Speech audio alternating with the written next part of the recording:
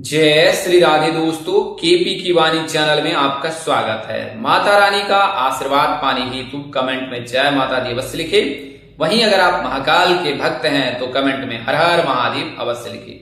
यकीन जानिए, माता रानी संग महादेव की कृपा आप पर और आपके पूरे परिवार पर अवश्य बरसेंगी और आप सपरिवार स्वस्थ एवं सुखी रहेंगे। साथ ही आपकी सभी मनोकामनाएं माता रानी कृपा से अवश्य ही पूर्ण हो जाएंगी।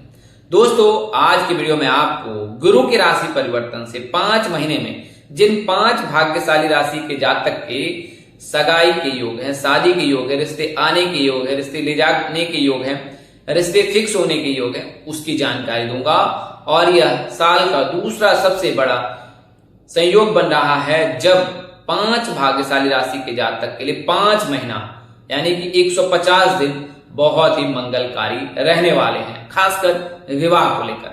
तो ये पूरी वीडियो में मैं आपको उन 5 राशियों के बारे में विस्तार से बताऊंगा। उससे पहले मैं आपको बता दूं कि अगर आप केपी की वाणी से संपर्क कर अपने विवाह की संपूर्ण जानकारी प्राप्त करना चाहते हैं तो आप सशुल्क संपर्क कर सकते हैं। हमारा संपर्क नंबर डिस्क्रिप्शन बॉक्स में भी दिए गए हैं और स्क्रीन पर भी दिए गए हैं। मैं एक बार और दोहरा देता हूं, 8521835670 8521835670।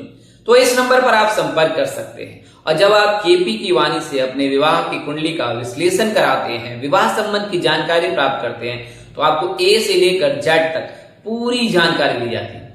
आपकी शादी कब होगी, कहाँ होगी, कैसे होगी, किससे होगी, किस दिशा में होगी, कितनी दूरी पर होगी, किस नाम से होगी, किस राशि से करनी चाहिए, जीवन साथी का रंग, रूप, स्वरूप, स्वभाव और उनका करियर कैसा होगा, आपका करियर कैसा होगा, क्या वह कारोबारी होगा, क्या वह सरकारी नौकरी वाला होगा, क्या वह प्राइवेट नौकरी वाला होगा, निजी कार्यरत होगा। इसके अलावा कितनी संतान होगी, संतान में प्रथम पुत्र प्राप्ति के योग हैं या पुत्री प्राप्ति के योग हैं, और संतान में कितने पुत्र और कितनी पुत्री होंगी। इसके अलावा जीवन साथी का जो है ओवरऑल कैरेक्टर कैसा रहेगा, उसकी लंबाई कितनी रहेगी, आपसे उनकी उम्र में अनुपात कितना हो सकता है।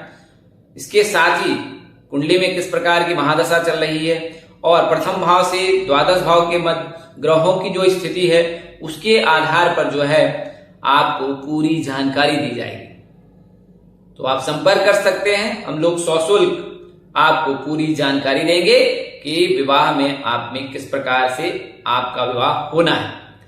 अगर आप बच्चे की जन्म कुंडली बनवाना चाहते हैं, बच्चे का भविष्य जानना चाहते हैं, स्वयं का भविष्य जानना चाहते हैं, स्वयं के बारे में जानना चाहते हैं, तो भी आप संपर्क कर सकते हैं।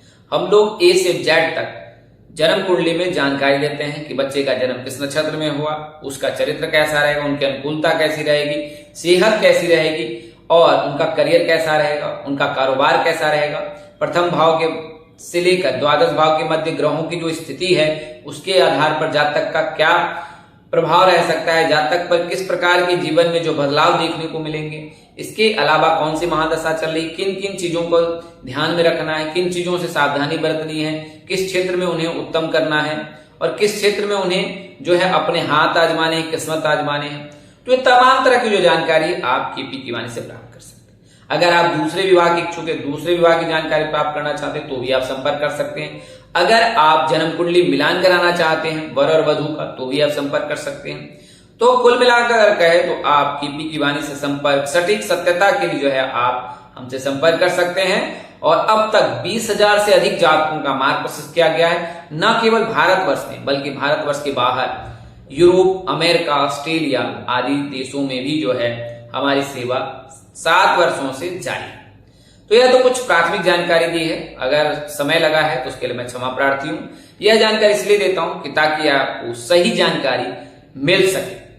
आइए वीडियो में आगे बढ़ते हैं। तो सबसे पहले मैं आपको बता दूं कि देव गुरु बृहस्पति जो है वर्तमान समय में मिथुन राशि में विराजमान है और जब देव गुरु बृहस्पति अपनी राशि बदलेंगे और एक नई राशि में गोचर करेंगे तो वहां से लेकर 5 महीने का यानी कि 150 दिनों का शुभ संयोग बनाएंगे।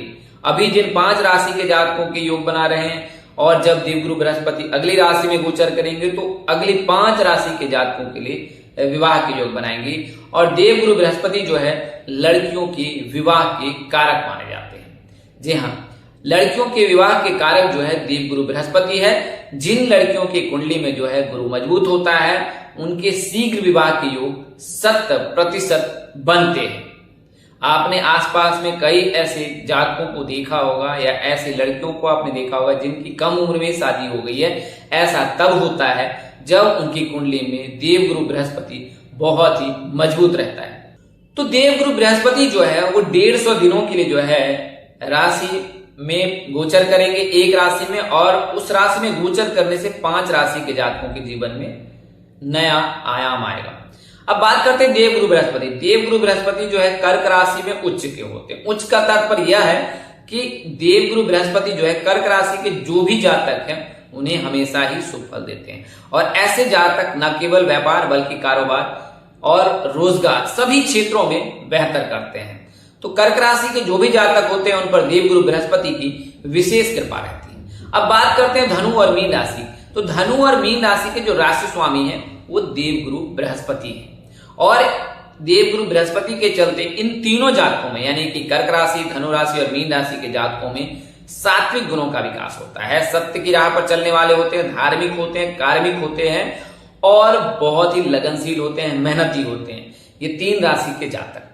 और इन 3 राशि के जातकों के अलावा ऐसा नहीं कि अन्य राशि के जातकों पर इनका प्रभाव नहीं पड़ता है या उन्हें शुभ फल नहीं देते हैं।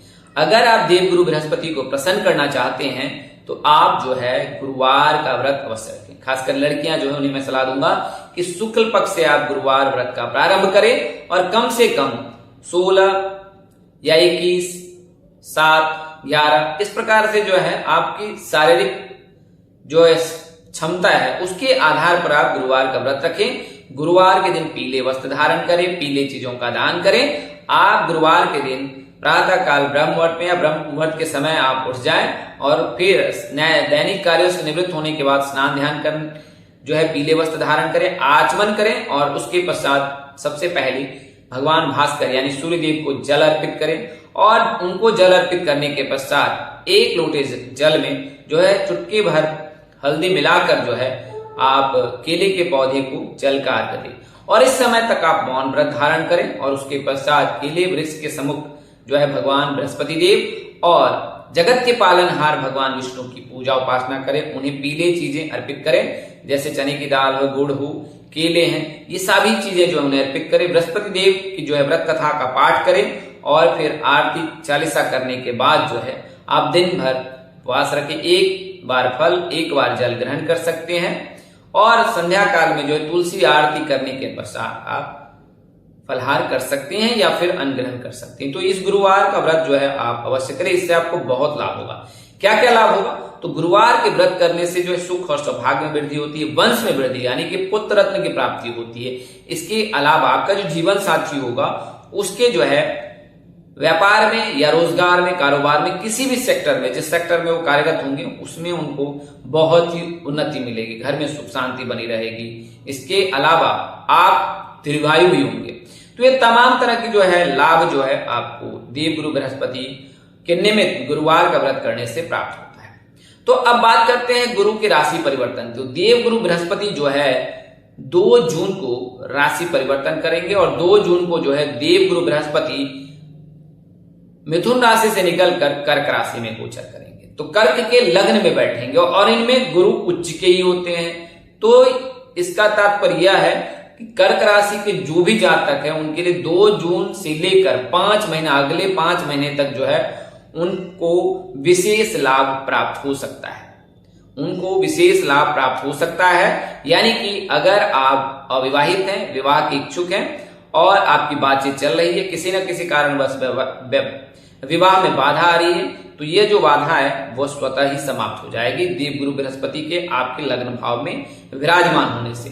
तो अगर आपकी राशि कर्क है तो आप निश्चिंत रहें, क्योंकि 2 जून से लेकर जो है अगले 5 महीने तक आपके लिए शुभ संयोग बने।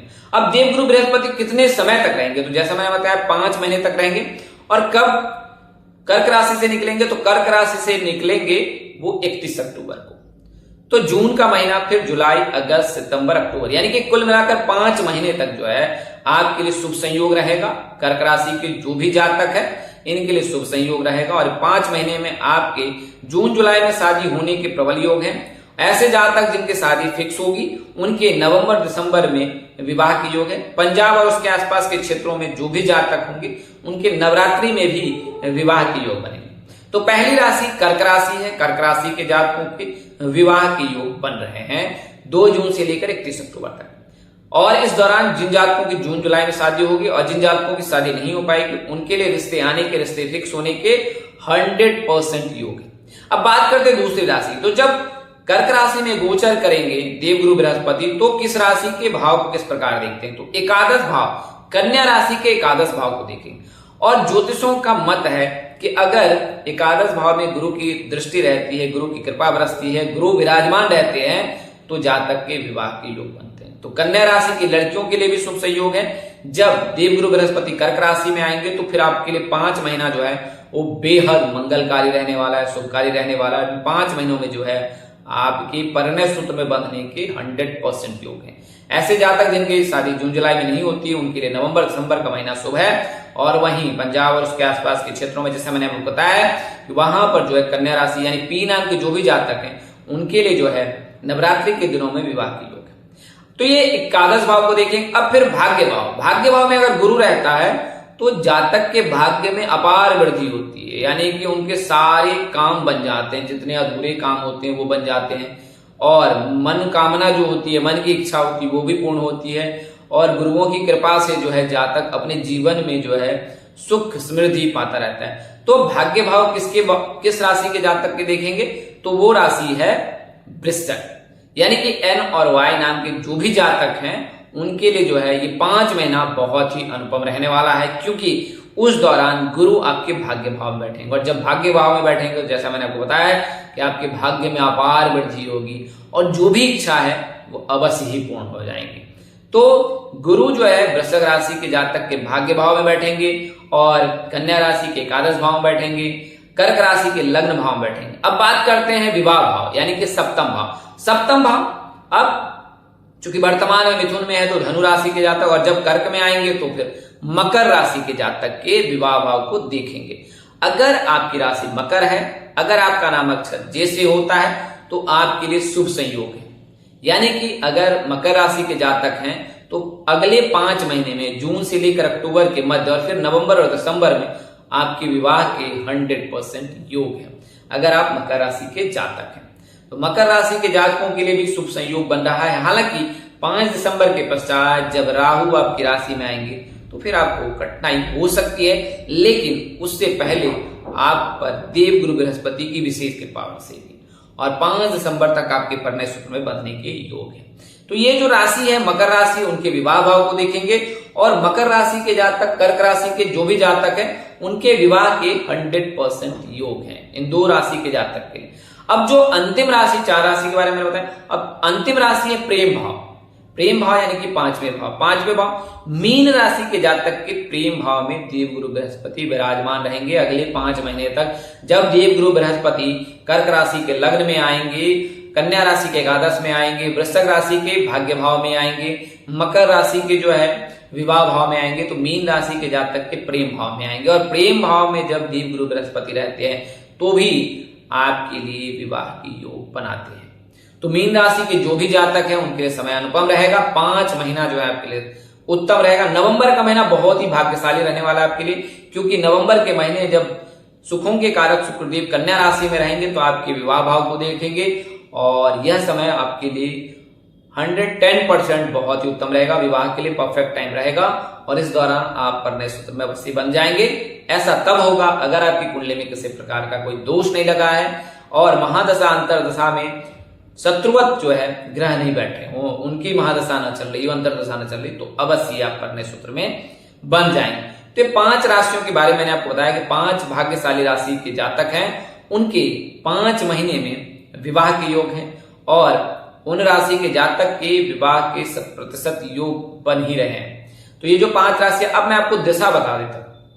तो कर्क राशि के जातक के उत्तर पश्चिम में, कन्या राशि के जातक के उत्तर में, वृश्चिक राशि के जातक के दक्षिण में, मकर राशि के जातक के दक्षिण और पश्चिम में और मीन राशि के जातक के उत्तर और पूर्व दिशा में योग रहते हैं। कर्क राशि के जातक के लिए मीन राशि के जातक परफेक्ट होते हैं, यानी कि अगर आप कर्क राशि के जातक हैं, अगर आप विवाह करना चाह रहे हैं, तो मीन राशि के जातक यानी डी नाम के जातक के साथ आपका परने सूत्र में बनना बहुत ही श्रेष्ठकर होता है। वहीं बात करें अगर वृश्चिक राशि के जातक, कर्क राशि के जातकों के लिए वृश्चिक राशि के जातक भी उत्तम होते हैं, क्योंकि वो वृश्चिक राशि के जातक भी जल तत्व के होते हैं, तो उनके साथ भी परने सूत्र में बनना श्रेष्ठकर होता है। वहीं बात करें अगर कन्या राशि के जातक और फिर कन्या राशि के जातक वायु तत्व के होते हैं और मीन राशि के जातक जल, कन्या राशि के जातक के लिए भी जो है मीन राशि के जातक के साथ परने सूत्र में बनना श्रेष्ठ कर रहता है। अब बात करते हैं नाम अक्षर की, तो अगर मीन राशि के जातकों की बात करें तो मीन राशि के जातक SGB नाम के जातक के साथ विवाह के योग बनते हैं। मकर राशि के जातक के RASG नाम के जातक से विवाह के योग बनते हैं। वहीं अगर वृश्चिक राशि के जातक की बात करें तो N और Y नाम के जातक होते हैं, इनके लिए M नाम के जातक के साथ विवाह के प्रबल योग रहते हैं। वहीं R नाम के जातक के साथ भी इनके परने सूत्र में योग रहते हैं। कन्या राशि के जातकों की बात करें तो E नाम के जातक, S नाम के जातक, G नाम के जातक, D नाम के जातक के साथ परने सूत्र में बनने के योग रहते हैं। वहीं अगर आप कर्क राशि के जातकों की बात करें तो D नाम के जातक, जैसे मैंने आपको बताया है, उनके साथ परने सूत्र में बनना इनके लिए बहुत श्रेष्ठकर होता है। हालांकि आप कुंडली मिलान अवश्य करा लें, कुंडली मिलान से यह जानकारी मिल जाती है कि आपका वैवाहिक जीवन कैसा रहेगा। तो यह तो जानकारी मैंने आपको उन 5 भाग्यशाली राशि के जातकों की दी है जिनके 5 महीने में विवाह के 100% योग बन रहे हैं। तो दोस्तों, ज्योतिष पंचांग मान्यताओं धर्म ग्रंथों के आधार पर मैंने आपको यह जानकारी दी है। हमारा उद्देश्य महज आपको सूचना पहुंचाना है, इसे सूचना हेतु ले। अगर इसे आप मानते हैं, अपनाते हैं अथवा उपयोग करते हैं तो उससे पहले अपने नजदीक के किसी प्रकांड पंडित अथवा ज्योतिष से अपनी कुंडली का विश्लेषण अवश्य करा ले और यह जानकारी ज्ञात कर ले कि आपकी राशि में से कोई एक है, क्या आपकी राशि में किसी प्रकार का कोई दोष नहीं लगा है, तो फिर यह जानकारी आप पर पूर्णतः सटीक और सत्य रहेगी। तो आज के लिए इतना ही, अगली वीडियो में फिर मिलेंगे। तब तक के लिए मुझे इजाजत दें। इस तरह के वीडियो देखने के लिए आप चैनल के डिस्पोर्ट्स का प्लेलिस्ट पर जाएं, अपनी राशि अनुसार वीडियो मुझसे देखें। अगर जानकारी देने में अनुज यानी मुझसे कोई गलती या त्रुटि रह जाती है तो कृपया मुझे क्षमा कर दीजिएगा। मेरी कोशिश आपको सत्य और सही जानकारी देने की रहती है। आज के लिए इतना ही, अगली वीडियो में फिर मिलेंगे। तब तक के लिए आप जहां रहें, मस्त रहें, स्वस्थ रहें, व्यस्त रहें और माता रानी की कृपा आप पर और आपके पूरी परिवार पर बनी रहे और परमपिता परमेश्वर आपको सद्बुद्धि, सत्मार्ग और आगे बढ़ने की शक्ति दे। नमस्कार, जय श्री राम दोस्तों, जय श्री कृष्णा, जय माता दी, जय वाहिगुरु, हर हर महादेव।